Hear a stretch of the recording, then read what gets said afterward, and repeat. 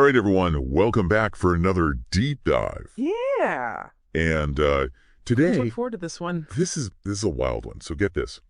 A 7-year-old boy Oh, wow. gets lost Okay. in a national park in Mm, Zimbabwe. right. And not just any national park, but Matusadona National Park, Okay. which is absolutely teeming with Mm. lions. Oh, my gosh. And he's lost there for 5 days. No This, way. this is a story of survival against some incredible odds.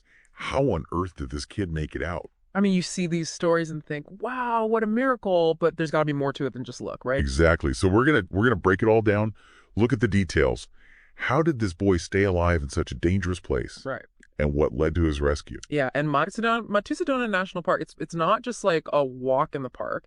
It's known for its lion population. It's got a ton of diverse wildlife. So you're talking All right. elephants, buffalo, hippos, impala. You name it. Yeah. So this kid was right in the thick of it. Exactly. This is serious wilderness. So how did this all begin? So it starts on a Friday. The boy goes missing from his village, which is near the park. Okay. Right away, there's this massive search that gets underway. You've got police, park rangers, the entire community just combing this area, trying to find this kid. And was this like I'm assuming a pretty rural area? Oh yeah, this is rural Zimbabwe. The terrain is really rugged, and to make matters even worse, there was heavy rainfall right around the time he disappeared. So that's wiping away any tracks he might have left. Exactly. It's like trying to find a needle in a haystack, and the haystack is constantly changing. Oh wow.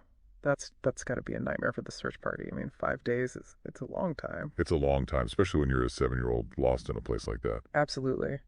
And I mean, you mentioned lions, but what other kinds of dangers are we talking about? Oh man, where do we even begin? We're talking about a park that was once known to have the highest density of lions in all of Africa. It was established in 1975, and it's estimated that there are still about 40 lions there today. Okay, so it's still a very real threat. Oh yeah, very real.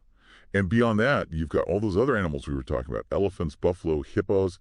Those can be just as dangerous, if not more so, in certain situations. Not exactly the kind of place you want to be wandering around alone, let alone as a 7-year-old. Exactly. And yet, somehow this boy managed to survive. They found him on Tuesday. That's 5 days lost in this wilderness. Can you believe that? 5 days. That's incredible. And get this, he had walked an estimated 49 kilometers. That's over 30 miles. Seriously, 30 miles on his own. He must have been terrified. It's hard to even imagine what must have been going through his head. But somehow, he kept going. And you know what's even more amazing? He survived by eating wild fruit and digging for water. Wait, hold on. Foraging for food in a national park? That's incredibly risky. It is. Especially in a place like Matusadona. There are so many plants out there that could be poisonous. It makes you wonder how he knew what to eat. Yeah, was it like some kind of instinct? Or did he have some knowledge of the local plants? It's a great question. I mean, it is possible that he had some local knowledge passed down through generations, or maybe he just got incredibly lucky. There's also the psychological aspect of this whole thing. How did a 7-year-old stay calm in that situation? That's a great point. It's easy to focus on the physical challenges of survival, but the mental and emotional toll must have been immense. I was reading some stuff about this, and apparently kids in these kinds of survival situations can sometimes display this incredible resilience and resourcefulness. Like there's this innate ability to adapt and focus on what they need to do to survive in that moment. Amazing to think about. Yeah. And it wasn't just the boy who showed resilience. The entire community rallied around him. They were beating drums every night hoping he would hear them. You know, that might not have been the most practical search tactic, but No, but it shows how dedicated they were. exactly.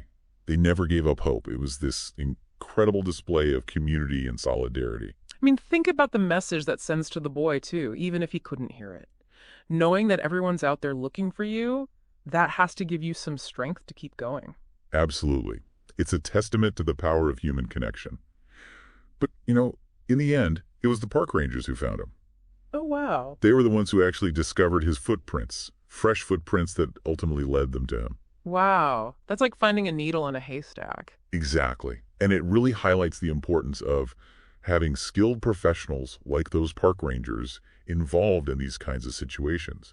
Their knowledge of the terrain, their tracking techniques, their sheer determination. I know the experts. They were absolutely crucial in bringing this boy home safe and sound. I mean, you can't underestimate the importance of experience in a situation like this. It's one thing to know the theory, but to actually be out there in the field under pressure, that's when real expertise shines through.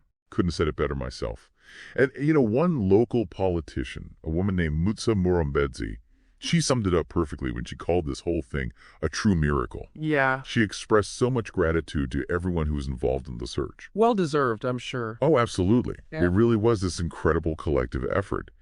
But at its core, it's a story of hope, a story of resilience, a story of community coming together in the face of adversity.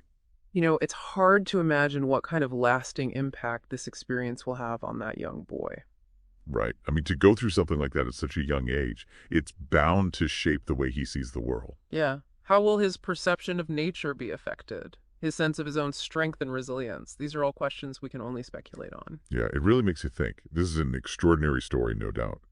But I think it also speaks to this incredible potential that we all have within us to adapt, to overcome, to persevere, even when faced with overwhelming challenges. It definitely does. It leaves us with so much to think about.